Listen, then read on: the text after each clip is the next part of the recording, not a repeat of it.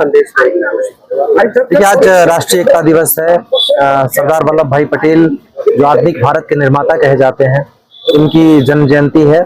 इस अवसर पर प्रदेश सरकार की तरफ से, शासन की तरफ से भी निर्देश हुए हैं और हम हर साल मनाते भी हैं लगातार इस तरीके के कार्यक्रम, जिससे राष्ट्रीय एकता के प्रति लोगों में जागरूकता हो, लोगों की भावना, ऐसी भावना उनके अंदर आवे।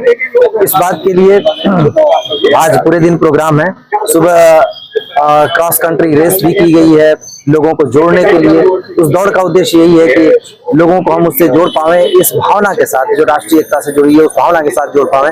और आज यहाँ नगर निगम के टाउन हॉल पे सरदार वल्लभ भाई पटेल की प्रतिमा का अनावरण किया गया है। यहाँ पहले छोटी सी एक प्रतिमा थी, एक बड़ी सी प्रतिमा यहाँ पर स्थापित की गई है।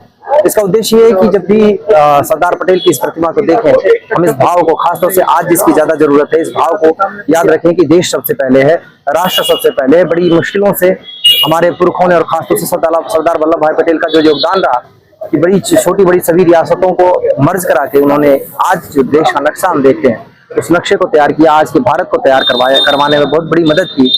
उन सभी लोगों को जिन्होंने इस देश को आजाद कराने के साथ साथ देश के निर्माण में योगदान किया, उन सभी को हम याद रखें। राष्ट्रीय एकता दिवस इस बात के लिए है कि हम चाहे जिस भी संस्कृति, जिस भी भाषा, जिस भी समुदाय के हों, हमारे लिए देश सबसे पहले होना चाहिए।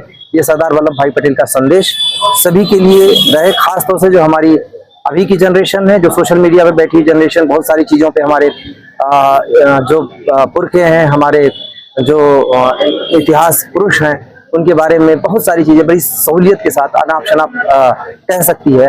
उसको इस बात को याद रखना चाहिए कि जिन हालातों में सरदार वल्लभ भाई पटेल जैसे बहुत सारे लोगों ने इस देश को एक करने, इस देश को आगे बढ़ाने, इस देश के भविष्य की नींव रखने में जो योगदान दिया है, वो योगदान आज नहीं, कल नहीं, हमेशा के लिए याद किया जाता रहेगा। राष्ट्रीय एकता दिवस के अवसर पर और सरदार वल्लभ भाई पटेल के जन्म जयंती के अवसर पर यह भी याद रखने की जरूरत है कि उन्होंने जो देश में प्रशासन का जो ढांचा चुना था, जो नौकरशाही चुनी थी, उसको जिस भावना के साथ चुनी थी वो थी सेवा परमो धर्म, सिविल सेवा। हमें सभी ब्यूरोक्रेट्स को भी ये बात याद रखनी चाहिए, मेरे जैसे बहुत सारे लोगों के लिए, कि हम जनता की सेवा के लिए हैं।